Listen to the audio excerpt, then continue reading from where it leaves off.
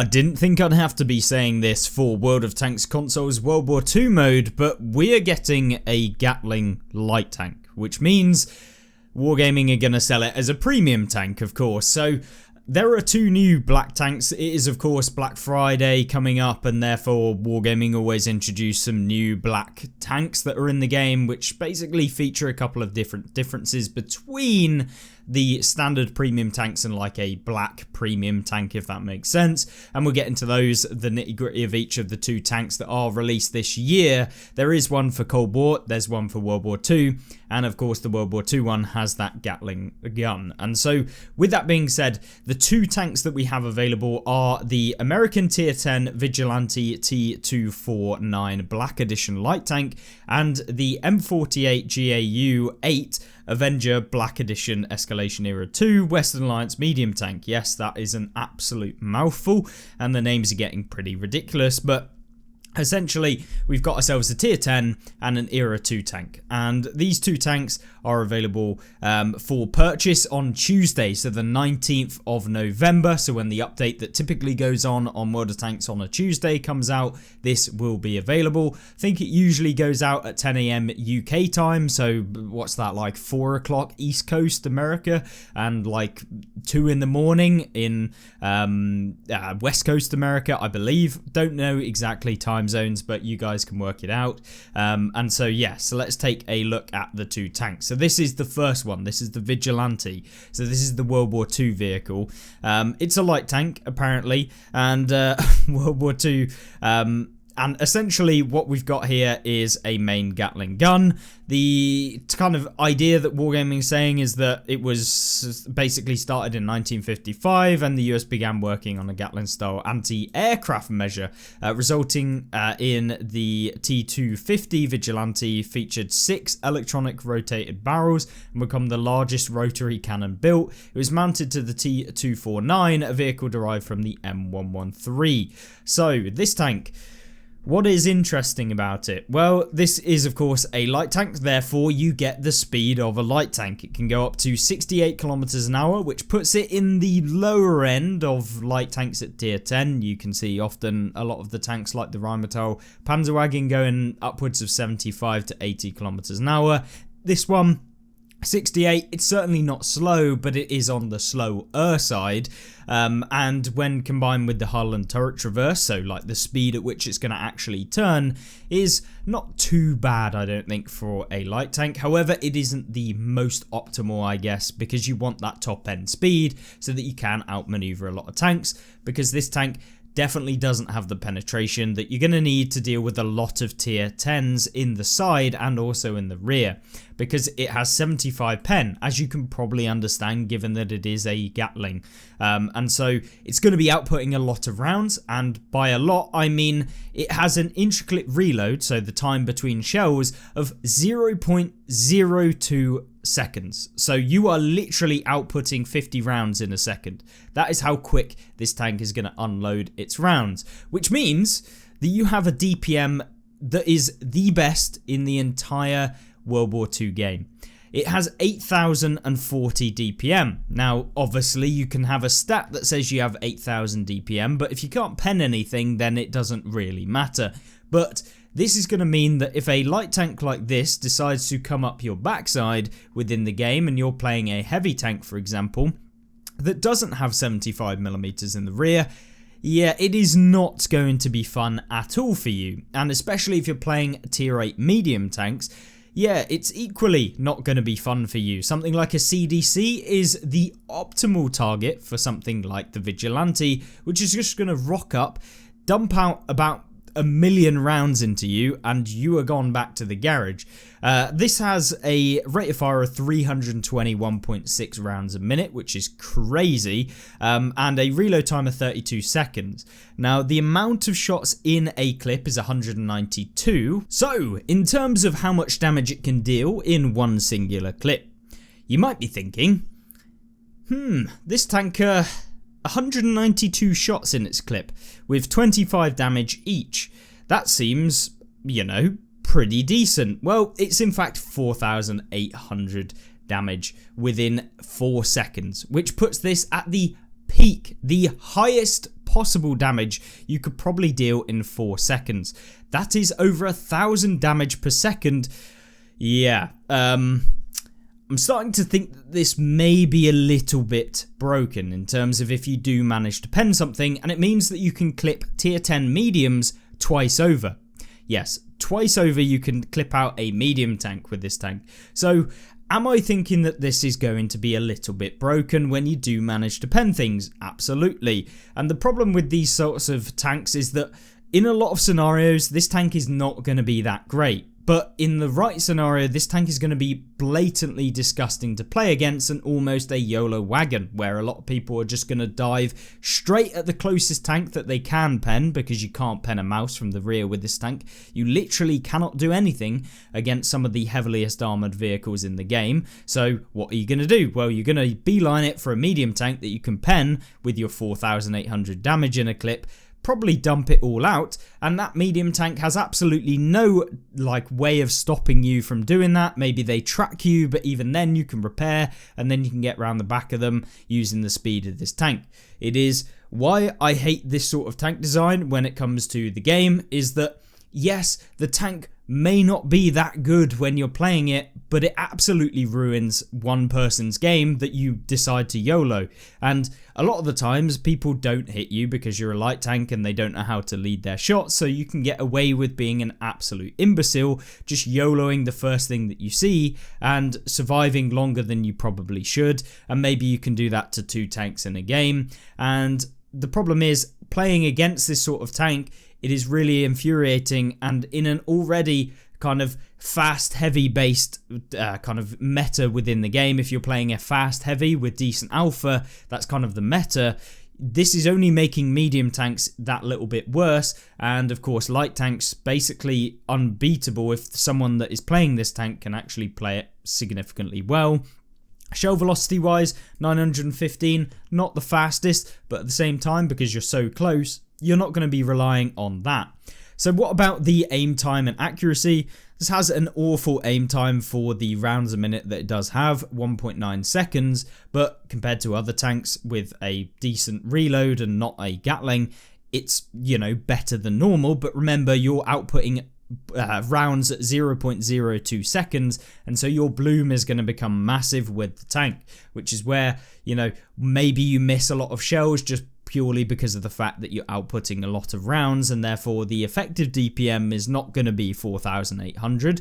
But at the same time, if you park up behind someone and you are literally sat behind them at 1 meter, then it really isn't going to make a huge amount of difference. This tank is definitely not a sniper, and you are not going to be wanting to play this tank as a sniper, and realistically I don't think anyone is going to be doing that. If you are, then probably not the tank for you, but it is an interesting one for sure. And I like the fact that they're introducing tanks that are a little bit different, have a bit more of a different nuance. But the problem with introducing tanks like this is that they can feel very flat. They're very good in for maybe 2% of the game, where you do manage to get behind a medium tank, or you get the side of a very lightly armoured medium or light tank, and you absolutely rinse them, and you might be happy for 2 seconds of the game, and then you realise you've got a 32-second reload. You're not that fast to be able to get away easily, and so yeah, it kind of feels like it's going to be one of those things where, yes, it's fun for a little portion of the game, but for most of it, you're going to be a bit bored, and you're going to find yourself getting hit a lot. If this tank gets 5 degrees of gun depression, it gets 85 degrees of gun elevation, so obviously it is not going to be having any problems going up against tanks on a hill. But the problem is with 75 pen, and if someone's using a hill, you're not going to pen them. So completely irrelevant stat, to be honest with you, in terms of its elevation, because they're most likely going to be looking at you when they are on top of that hill and using better kind of armor angling, because of the fact you're looking up into their upper plate most likely, unless you can get the lower plate. It's not really going to do a whole lot for you, but I think this tank is definitely one to be careful of, especially if you're playing light and medium tanks within the game right now in tier 8 and above. And yeah, even tier 8 heavies are probably not going to enjoy coming up against this tank, because of the fact they probably don't have more than 75mm on the rear of their tank. Tier 9, tier 10 heavies probably do. And so, yeah, you're going to find that it's not going to be a nice experience if one of these decides to YOLO you and there's nothing you can really do. Even outputting damage, you are not even going to be able to get out 2 shells as a tier 8 medium, tier 10 medium in the game against this thing before it fully clips you. That is how crazy it is. And then it rolls off and clips someone else in the next 2 seconds. So yeah, it can literally take out 2 tanks in 4 seconds. That's how crazy the amount of damage it can deal. But then it does have a long reload. I think this tank looks pretty big as well, so we don't know exactly the size comparison between this tank and another tank. It'd be nice if Wargaming gave us like a comparison to like a mouse, for example, like put the 2 tank profiles next to each other in like a scaled format so you can see how big it is. It looks pretty big, but then again, it could be like Manticore level of actual size. And so yeah, it's very difficult to get a gist of how big it actually is. Given that it is essentially an artillery piece light tank, then I would assume that it is going to be the size of something like a T92 or something like that in terms of the size of it. So it's going to be pretty big, I think. But yet again, we'll have to test it out when it does go live into the game. And I'm interested to see whether or not you think that this thing is going to be very overpowered in certain situations, broken maybe. My problem is that a broken tank is one that is not particularly that good in most scenarios. So something like an AVRE is more broken than it is overpowered because of the fact that you can essentially, any person can jump in it and ruin someone else's game regardless of skill level, but most people are going to find it very hard to consistently get actual decent damage games. And so everyone kind of loses. Like if you're playing against it, you can lose against it and have absolutely nothing you can do.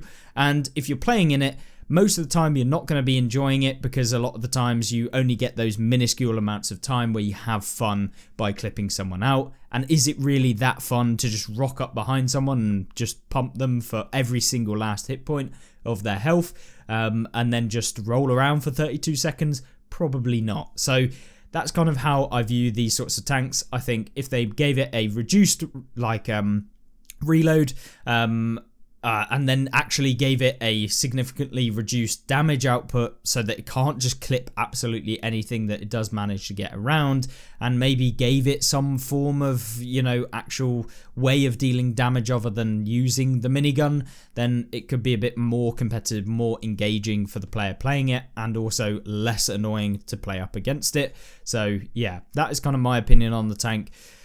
Yeah, it has a 75% tank XP bonus, so the black tanks, they don't get the silver bonus that you would typically get with a normal vehicle. So this one in particular only gets a 25% bonus to its silver. So when you're playing in the game, normally a tier 8 premium would be anywhere from 50% extra silver every single game to 65%. Some of them have 75% silver bonus. This one gets 25%. So if you're buying it to earn silver, it's probably not going to be the play.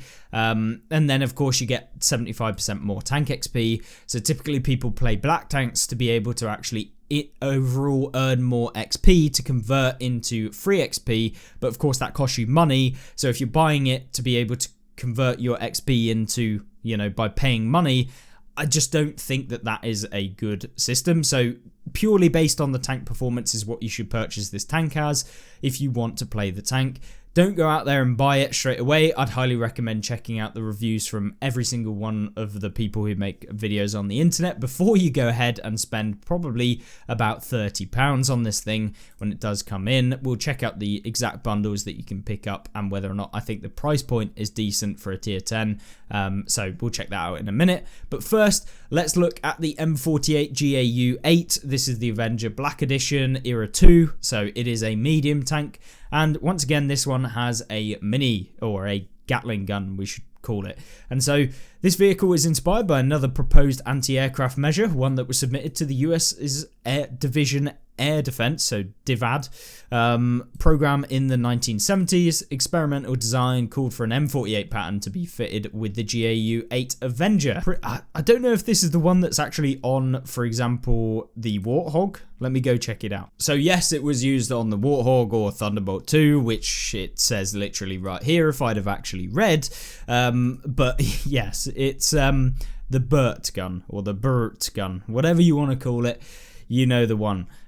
Very, very iconic. And having it in World War II, are we going to see the stats of what this thing can do? So this one is considerably different to what you might see with, for example, the World War II. And there's a reason for that.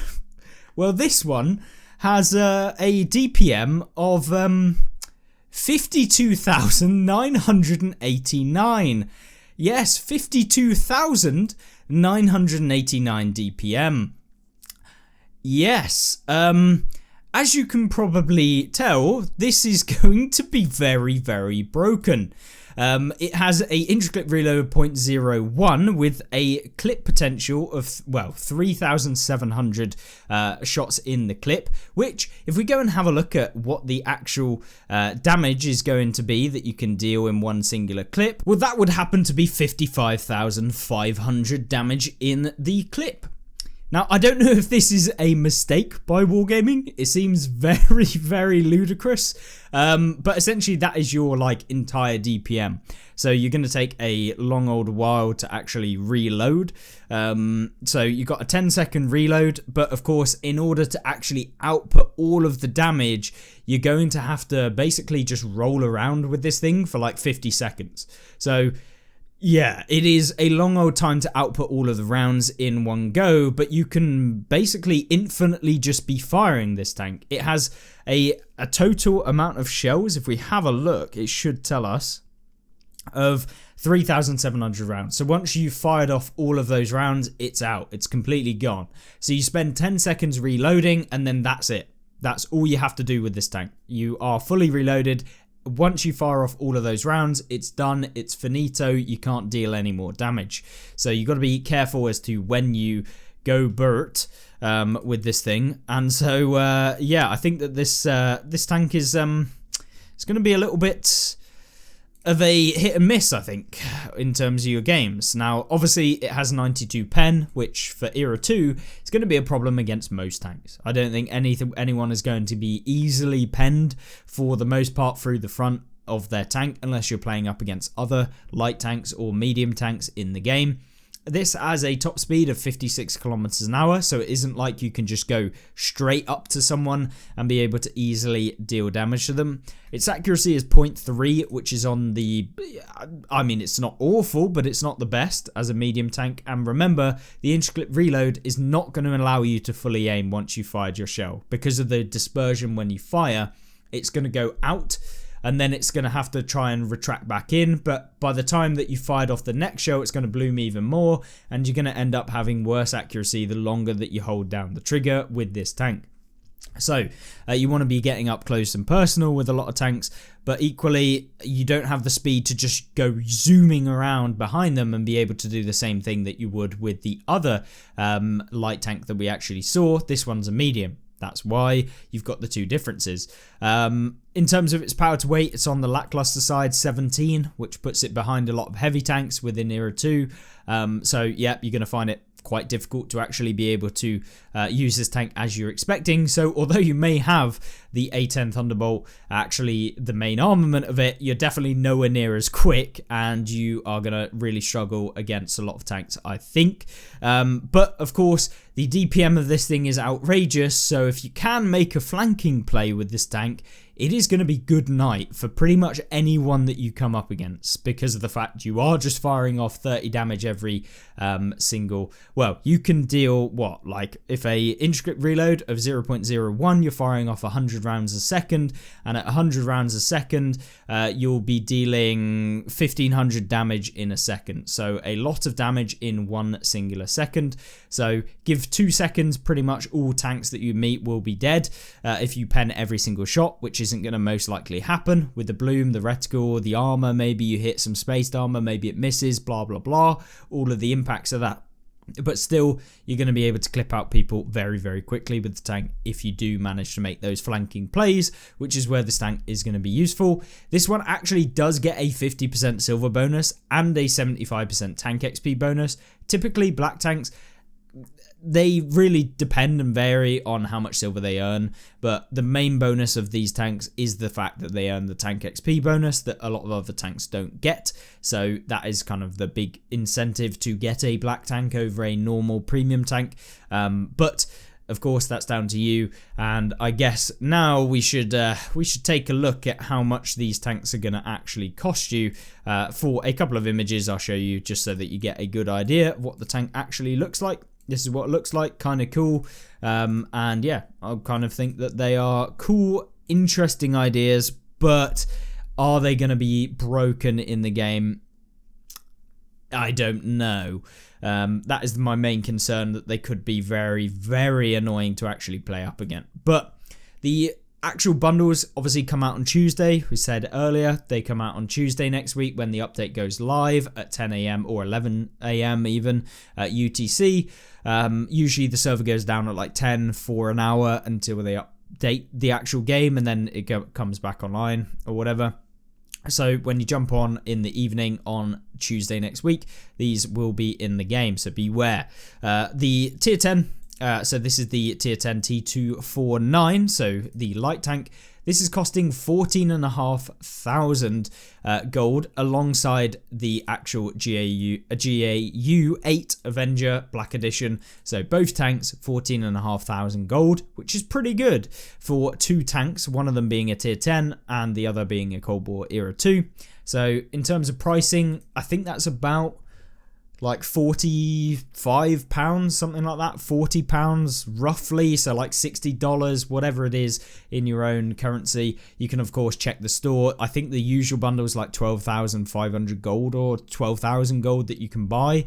So in terms of pricing, yeah, it's very expensive, but at the same time you are getting two tanks. So in terms of like price point compared to a lot of the other tier 10s that have gone on sale and Era 2 tanks, you can often expect to pay basically the same price that we've got here for just one tank, which is pretty ridiculous, but you do get the two. So in terms of pricing, it feels a little bit better, but at the same time, you know, it's your money, and are you going to enjoy these tanks? I'm not entirely sure at this point. Do I think that they'll be good in certain situations and very specific situations? Absolutely. Are they going to be an overall enjoyable, playable experience? I don't know, and that's probably the biggest problem with the two tanks at the moment. We just don't know enough about how they'll actually play in the game. We can speculate all we want, and I'm interested to see what you guys think of these two tanks, but primarily not entirely sure. So the tier 10 on its own, you still get the 60% savings, so you can basically decide to purchase the first one and then purchase the second one and get essentially you're going to pay more, but maybe you only want to try out one of them. So the actual tier 10 is at a 60% savings for 9,000 gold, and then the Avenger Black Edition is 7,900 gold. Now you can purchase essentially, so say you want to get one of them, right? So essentially this bundle has the two tanks in it, nothing else. So the Vigilante, if you buy that first, realize you enjoy it and maybe you want to try it out on Cold War in terms of the Avenger, then I would not go out and buy this tank and then buy this, because you'll pay 16,900 gold to get both of them. What you can actually do is get this one and then you can buy the bundle, but you are going to need 14,500 gold. So overall you'd need like 23,500 gold overall. So although you could spend less, Wargaming needs you to have 14,500 gold to be able to get a bundle that you already have one of the tanks for, because they don't discount the bundle before you purchase it as a way to make more money, because they want you to buy extra gold so that you can get the discount.